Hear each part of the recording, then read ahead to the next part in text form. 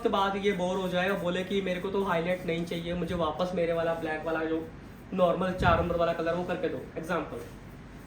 अब अगर किसी को थ्योरी नहीं आएगी वो क्या करेगा, एक कोई भी एक नॉर्मल ब्लैक वाली ट्यूब उठा लेगा, 3 नंबर 4 नंबर उठा के 20 वॉल्यूम से मिक्स करके लगा देगा, बोलेगा कि लो जी आपके बाल तो ब्लैक कर दिए, ठीक हो गए।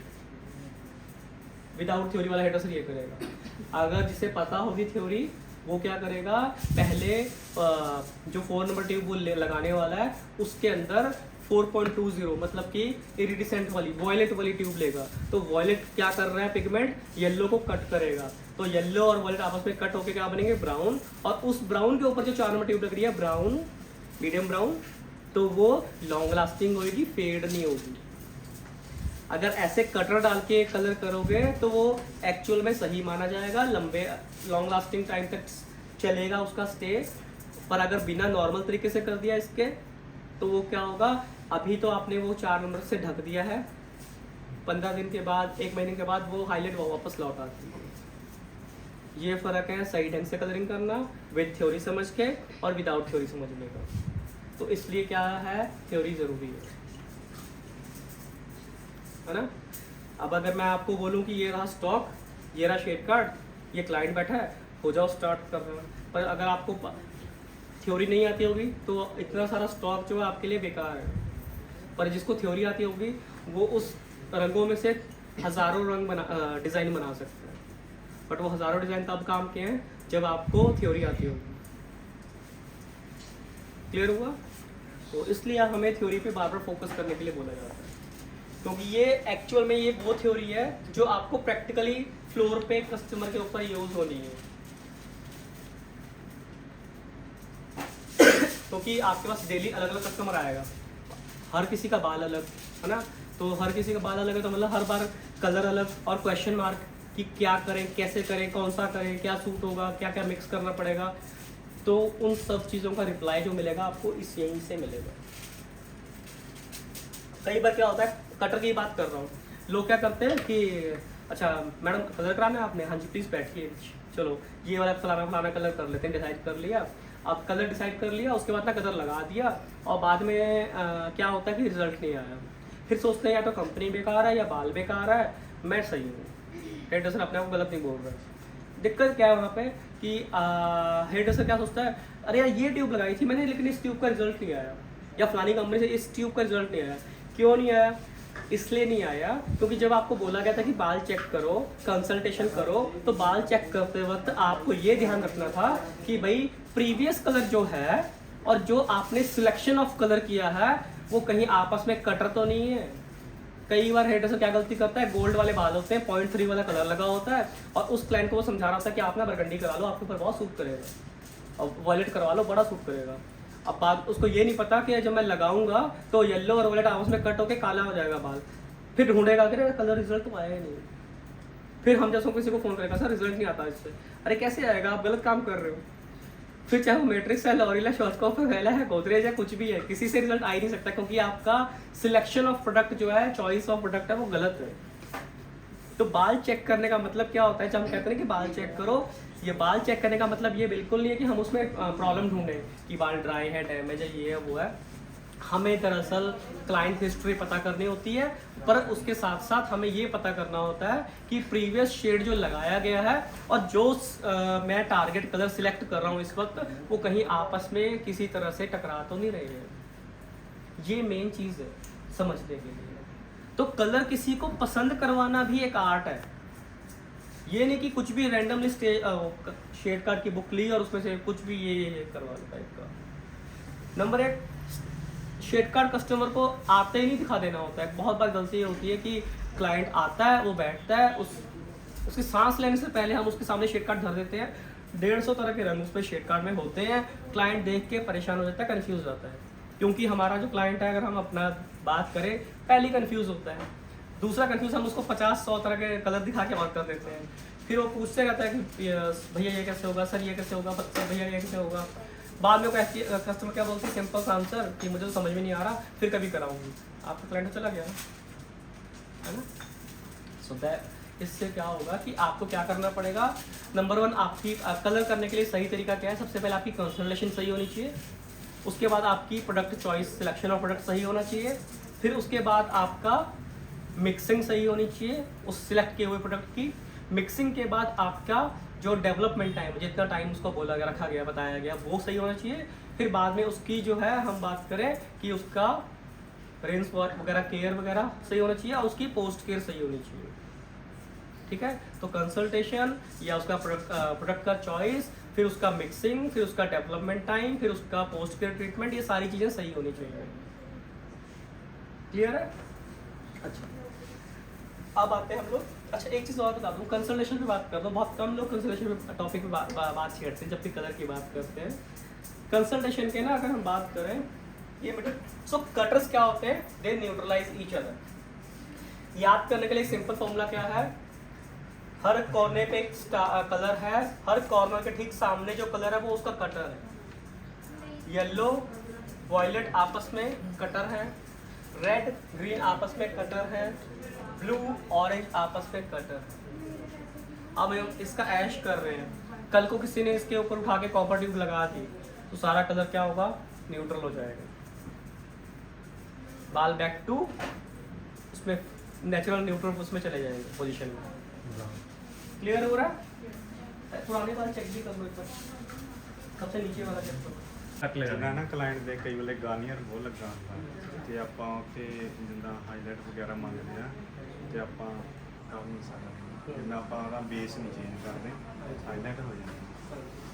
अच्छा, ਬੇਸ ਚੇਂਜ ਕਰਨਾ तो first of all thank you so much, आपने सवाल पूछा। ठीक है, जब सवाल पूछते तो हेजिटेट मत हुआ करो, पूछ लिया करो खुल के, आपके लिए क्लास रखी गई है। ठीक है, बट थैंक यू, आपने साहस दिखाया सवाल पूछने का, तो थैंक यू उसके लिए। बट अब उसका आंसर मैं दे रहा हूँ। मैं पहले क्वेश्चन रिपीट कर दूंगा आपका कि आपका सवाल क्या है, किसी ने गार्नियर वगैरह कुछ किया हुआ है ना, मतलब डाई कोटिंग हो रखी है और वो आपसे क्या मांग रहा है, हाईलाइट मांग रहा है, हम उस पर नहीं कर पा रहे हैं, है ना, तो आप पूछ रहे हो कि हम क्या करें या कैसे करें, ये सवाल। बेस भी जिंदा बेस भी चेंज करने मांग रहे हो या हाईलाइट वगैरह भी चेंज करना मांग रहे हो, तो वो हम कैसे करें, है ना इसको।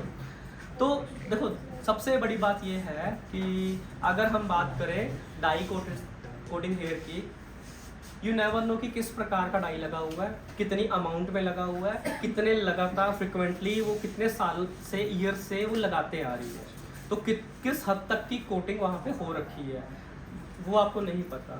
थोड़ा बहुत आप कस्टमर से क्वेश्चनिंग करके आप पता कर सकते हो, बट उसके बाद आप एक काम करो, अपना काम स्टार्ट करने से पहले, ये पूरा ओवरऑल स्टार्ट करने से पहले आप क्या करो, कुछ फॉइल टेस्ट कर लो। आप क्या करो, एक दो फॉइल यहाँ पे, एक दो फॉइल यहाँ पे, या एक दो यहाँ पे लगा दो, ठीक है, और उसके मिक्सिंग वगैरह करके प्री-लाइटिंग करके लगा दो। उसके बाद 15-20 मिनट के बाद या हाफ एन आवर के बाद एक टेस्ट लो और चेक करो कि वो कितना लिफ्ट हो पा रहा है, कितनी कामयाबी मिल रही है आपको। तो इट डिपेंड्स कि जितनी आपको उसमें लिफ्टिंग के वक्त कामयाबी मिलेगी, ठीक है, तो उसके आधार पे फिर आप कस्टमर को बताओ कि मैम देखो, आप इतने साल से ये कोटिंग कर रहे हो, मैं आपके ऊपर मैंने टेस्ट लिया, टेस्ट के मुताबिक आपका बाल जो है इतना ही लिफ्ट हो पाया, उसको दिखा दो एक बार उसकी हाईलाइट, जितनी भी वो लिफ्ट हो पाई है मैं वो आपको दिखा रहा हूँ, और इससे ज़्यादा लिफ्ट नहीं हो पॉसिबल आपके बालों में, तो मुझे जो शेड करना है हाईलाइट का भी, वो हाईएस्ट इतनी प्रकार इस लेवल तक की हाईलाइट हो सकती है, इसके अलावा नहीं हो सकती। हाँ, अब अगर बात आती तुम्हें अगर हाईलाइट और ग्लोबल दोनों करने हैं उसमें, तो पहले तो तुम यही देख लो कि तुम्हारी वो जो लिफ्टिंग है वो कितनी हुई है। अगर तो वो कम कोटिंग हुई और तुम्हारी इवन जो है लिफ्टिंग हो चुकी है, इवन का मतलब समझ रहे हो कि एक प्रकार की लिफ्ट, एक ही जैसी लिफ्टिंग हुई है, तब तो तुम क्या करो, तुम पहले तो ग्लोबली जो है वो कर लो, ब्लीच कर लो उसका, एक उसको पूरा हेड वॉश दे दो, एक तरह से क्लिनजिंग, ग्लोबल क्लिनजिंग दे दो प्री लाइटनर की, जितना अब तुम्हें, क्योंकि तुम पहुंच तो वहीं तक पाओगे ना जहाँ तक तुमने टेस्ट की है, उससे आगे तो तुम जाने नहीं वाले हो। तो क्या करो बाद में कि फिर उसमें जब वॉश कर दो, रिंस कर दो, फिर उसके बाद जो तुम्हारी वीविंग लो और उस पर वो वाला कलर डिपॉजिट कर दो जो तुम चाहते हो। रेस्ट ऑफ बचे हुए हेयर के ऊपर उससे 1 या 2 या 3 लेवल डार्क शेड डिपॉजिट कर दो, तो आपका बेस भी चेंज हो गया, हाईलाइट भी चेंज हो गया। क्लियर हुआ मेरी बात?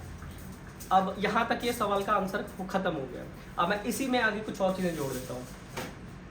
फर्ज करो आपकी लिफ्टिंग नहीं हो पाई किसी भी कारण से, क्योंकि यू नेवर नो कि आप कौन से प्रकार का, किस तरह की कंपनी का, कैसे वाला डाई लगा और कितने समय से लगाते आ रही है।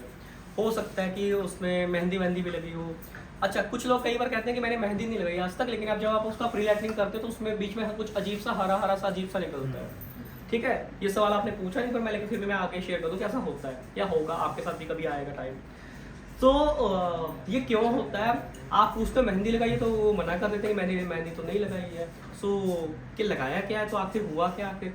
तो उस वक्त उससे और डिटेल में जानकारी लो, पूछो उसकी हिस्ट्री के बारे में, वो क्या करते हैं बालों में। तो कुछ कस्टमर ऐसे भी होते हैं जो घर में मेहंदी तो नहीं लगाते हैं, लेकिन वो आंवला और शिकाकाई मिक्स होकर लगा रहे होते हैं, या इंदुलेखा टाइप के प्रोडक्ट वगैरह लगा रहे होते हैं। तो जो घरेलू होम बेस्ड, जो plant based home care pack होते हैं ना, वो दही, अंडा, मेथी, फलाना, ये जो मिक्स करके लगा रहे होते हैं, वो इक्वलेंट टू वेजिटेबल कोटिंग होते हैं, वो इक्वलेंट टू मेहंदी कोटिंग होते हैं। तो मेहंदी, कल अकेला मेहंदी का सवाल मत पूछा करो। जो ऐसे वाले बाल जिस पे आपको शक हो, डाउट हो, उससे यहाँ तक डिटेल में आप पूछो, तो आपको आपके सवाल का सही जानकारी मिलेगी। फिर आप उसके ऊपर फॉइल वाला टेस्ट लो, फिर उससे आप ये चेक करवाओ कि भी हाँ देखो ये आपका इतना लिफ्टिंग हो पा रहा है, अब मैं इससे आगे करूँ कि ना करूँ, आप बता दो। नंबर 1, बाई चांस कोई बोले कि मुझे तो चेंज चाहिए, है ना, तो आप उसको ये बोलोगे कि मैं आपको सिटिंग्स में चेंज दे सकता हूँ, वन शॉट क्लियर कट, उसमें 3 घंटे के 4 घंटे के सेशन में आप मेरे से ये उम्मीद मत करो कि मैं आपको बहुत बड़ा मेजर चेंज करके दे दूंगा। क्योंकि जो आपने 4 साल, 5 साल, 10 साल कोटिंग करी है, 4 साल की कोटिंग मेरे से 4 घंटे में उतरवाना चाह रहे हो, इट्स नॉट पॉसिबल गाइस। बाल की हेल्थ खराब हो जाएगी, फिर बाद में फिर उसका ब्लेम भी आप मेरे पे ही डालोगे, है ना। तो मैं आपका टेस्ट भी इसीलिए ले रहा हूँ कि एक तो मेरा प्रोडक्ट वेस्ट ना हो, मेरा टाइम वेस्ट ना हो, मेरा क्लाइंट वेस्ट ना हो, मेरा आपसे झगड़ा ना हो। तो मैं आपको, वरना क्या होगा, मैं इतना मिक्स कर दूंगा ब्लेंडर और लगा दूंगा, 3-4 घंटे बाद रिजल्ट भी नहीं आएगा, तो मेरा तो टाइम भी वेस्ट हो गया, मेरा तो प्रोडक्ट भी वेस्ट हो गया, और हमारी आपस में फाइट भी होगी। तो इससे अच्छा मैं आपको पहले फॉइल टेस्ट दे देता हूँ, आप भी क्लियर, आपका माइंड में पिक्चर क्लियर हो जाएगी कि भाई इतने तक ये ऐसे ऐसे करने वाला है ये सैलून वाला मेरे साथ, और मुझे भी क्लियर होगा कि मुझे यहाँ तक जाना है ना। तो वो चीज़, तो आपका टाइम बचेगा, आपका प्रोडक्ट बचेगा, और आपकी माइंड सेट क्लियर रहेगा कि मुझे इतना तक क्लियर लिफ्ट करना है, लाइट करना है। ठीक है जी, am I clear to everyone? Yes sir. Thank you so much. तो यहाँ से आप हो चुके हो, वापस यहाँ से स्टार्ट कर दो ये वाला काम, है ना, थोड़ी देर के बाद। फिर ना हम ये जो कर रहे हैं, फिर से ये फॉइलें आ जाए, फॉइलों के साथ हो रहा है हमारा काम, और बैक टू बैक हो रहा है। यही अगर हम वी वगैरह बना के ओपन उसमें कर रहे होते तो वो हमारा फाइलें आ जाएगा। बैक टू बैक का मतलब वही होगा, बैक टू बैक का मतलब होता है कि काम करेगा। कई बार ऐसा भी होता है कि हम एक से एक फिर थोड़ा सा बाद वो तो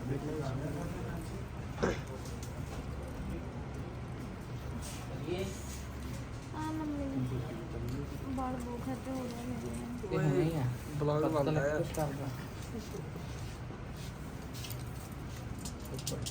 कोई बात नहीं किरण। एकदम थोड़े वाले 2 फाइल और रखेंगे। हाँ जी, एक लास्ट है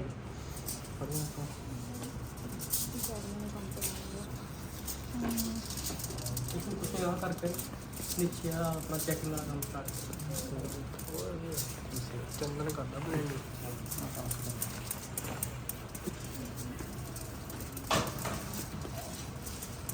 बात कर बस उसके बाद लास्ट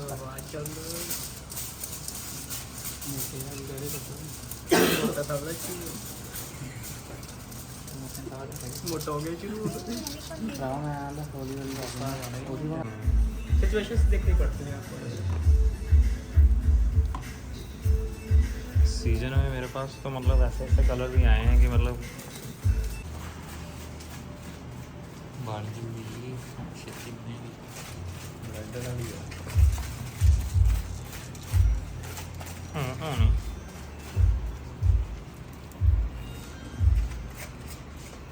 तो हम लोगों ने जहाँ जहाँ पे प्री लाइट किया था उसको रिफ्रेश कर रहे हैं, वो ऑलमोस्ट होने वाला है।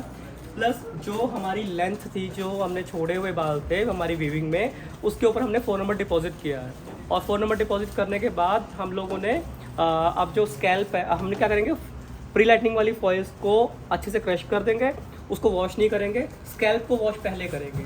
स्कैल्प के डार्क कलर है तो डार्क कलर पहले वॉश होगा, उसके बाद फॉइल्स ओपन की जाएंगी, फिर उसके ऊपर डिपॉजिटिंग वाला काम किया जाएगा। ठीक है ना? क्वेश्चन कुछ समझ आया? ये नहीं आया तो कोई सवाल जवाब है प्लीज पूछिए।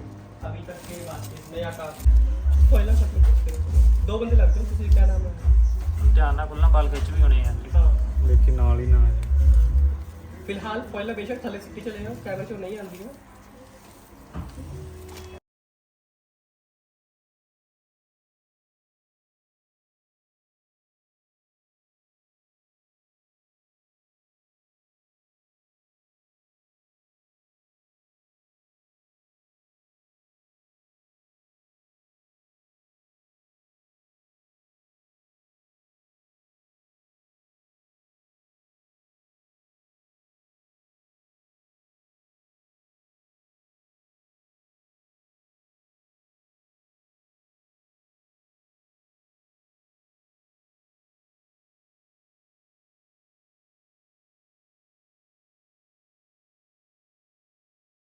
सी भाई बाद में कट्टा ना हो।